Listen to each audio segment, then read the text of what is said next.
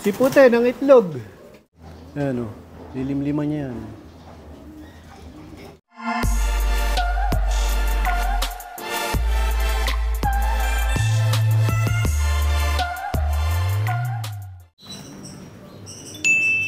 Dracolam!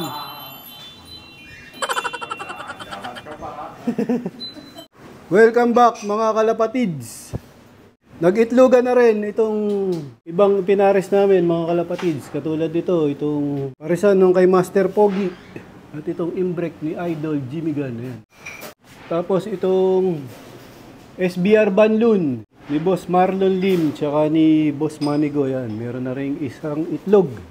Dito sa pangalawang kulungan mga kalapatids, itong number 6 at number 2, wala pa. Ito meron na to. Itong lock break kapatid. Ito wala din. Bali ang naunang umitlog dyan sa lahat mga kalapatids ito.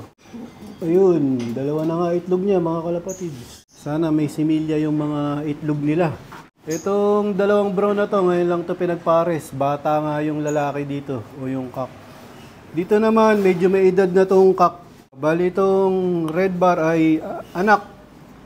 Direktang anak ni Magnum, tapos ito apo ni Magnum. Tsaka itong barako na to mga kalapatids, ngayon ko lang siya isinalang ulit. Kasi nga may nagka-problema siya sa pakpak niya, yun oh. Bali ito nga palang barako na to, itong red bar na to mga kalapatids. Ito yung tatay ni F21. Si F21 mga kalapatids, 21 place ng MacArthur, tapos nung nilaban ko ulit sa Old Bird. Ano siya, nag 4th place ng Tacloban sa PHA, Daybird. Yun nga, ito nga yung tatay niya. Tapos ito, bagong ano din to, bagong pares. Pero mukhang mangingitlog na to, ayun na, nakaumbok na yung ano, yung likod ng Alphonse. Dito naman sa stock hen mga kalapatids, may namataan kami. Si Pute ng itlog. Ay, si Pute. Bali, puro hen nga dito. Siguro may pumares na kapwa niya hen. Kaya ano, ng itlog si Pute, ano, pupuntahan niya. Tingin ko nga, sabik ng magkaroon ng kapares si Pute. Ayan, kasi nangingitlog na siya. Ayan, maganda yung itlog niya. Maganda yung size, tama lang. Unang itlog niya to mga kalapatids. Wala nga similya yan mga kalapatids. Kasi nga, puro babae sila dito. Sabik lang ano to, magkaroon ng kapares. Kasi nga, pinagulang ko siya ng husto. Ayan o, lilim-liman niya yan. Talagang ano na to, pares na tingin ko. So, gagawin ko dyan, bali, hintayin ko lang lumabas yung isa pang itlog. Tapos, syempre, tatanggalin ko na rin yung itlog niya. Tapos, ito na nga yung ating Kabalen Sneaky Mix, mga kalapatids. Available sa amin yan. PM nyo lang ako, mga kalapatids, pagka gusto nyo mag-avail ng kalapatids. Ay, Kabalen Sneaky Mix. Produkto din yan ng kalapatids. Breeder and Flyer Mix ni Boss Ronald Gonzales. Yan, bali ano yan, naka-vacuum pack, mga kalapatids. Kaya hindi mabubuhay yung bukbuk dyan habang naka-vacuum pack yan. Kaya tatagal yung patuka niyan pagka ganyan mga kalapatids. Tapos dito naman tayo sa flyer. Maganda pa rin yung mga poop nila mga kalapatids, so yung dumi nila. Simula nga nung nagpa-ban assignment kami mga kalapatids sa PHA at photo recording, isa-isa na rin namin silang chine-check mga kalapatids o hinihipo yung mga butchi nila. Tapos chine-check yung mga dumi nila o yung mga poop nila mga kalapatids. Dapat nga laging tunaw yung kanilang kinain. Walang natitirang patuka ngayong umaga. Dapat tunaw yung kinain nila kahapon. Tapos ano, syempre dapat mga ano yan, magagaslaw, walang parang malungkot mga kalapatids. Tulad nito, ayan. Ayan, maganda yung mga poop nila o yung mga ipot. Dito, ganun din. Maayos yung kondisyon nila ngayon mga kalapatids. Dahil ngayon sa bagong probiotics ng kampiyon, ang B-Pro X3. Bali yung dalawang pinakabata mga kalapatids, ihiwalay ulit namin kasi nga hindi pa sila makasabay sa pagronda kaya bumabalik agad sila dito. Sa loop, ang nangyayari, naaakay nila tong ibang mga ibon namin, naaakay nilang umuwi kaagad. Siguro isasabay ko sila pagka yung pababa na tong ano, yung mga pinaronda namin, pagka yung mababa na yung lipad. Time check 8:18 AM. Ayan.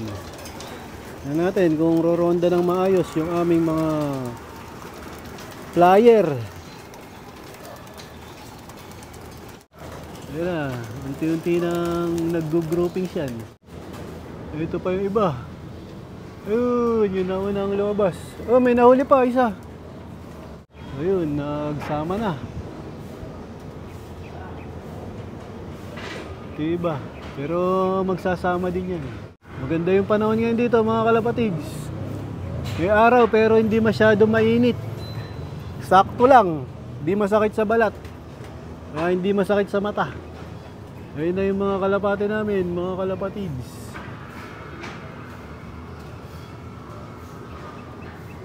Ayun na, zoom natin ng konti para kita nyo. Yan. Oh, may mahabol na dalawa. Ayaw sumama. Baka ano to ah. Yun. Ito yung may dalawang ano. Hindi pa nakakasabay. Ayan oh. Ito yung marami. So yan, habang inaantay naming rumonda itong aming mga alaga, mga kalapatid, siyempre papakainin muna namin yung mga breeder. Yan, sana matagal silang rumonda ngayon mga kalapatids. Yan, bibigyan natin ng patoka. Ayan, oh, gutom na. Kain na nga sila mga kalapatids. Ayan, oh. Yung ating mga breeder na ipinares. Yan na, lalakas nila kumain. Kain na yung aming mga stock hen. Yan, magana silang kumain. Yung aming mga stock na barako, kain na rin mga kalapatids. Ito si Itim mo. Talagang nakikipagbalyahan na sa kainan. Ayan. Sanay na siya dito mga kalapatids. O, dumami nga yung kalapati ko mga kalapatids. Tingin ko nga may nakakasabay ito. Ayan, dumami oh. Time check 9:06. Medyo maganda yung lipad nila ngayon. Kasi nga ano, siguro makulimlim. Hindi masyado mainit. Ito na nga yung mga ibon ko mga kalapatids. Nagbabaan na. Time check 9:18. Sakto, 1 oras silang lumipad. Okay na sa akin yun mga kalapatids. Masaya na ako dyan na lumipad sila ng 1 oras.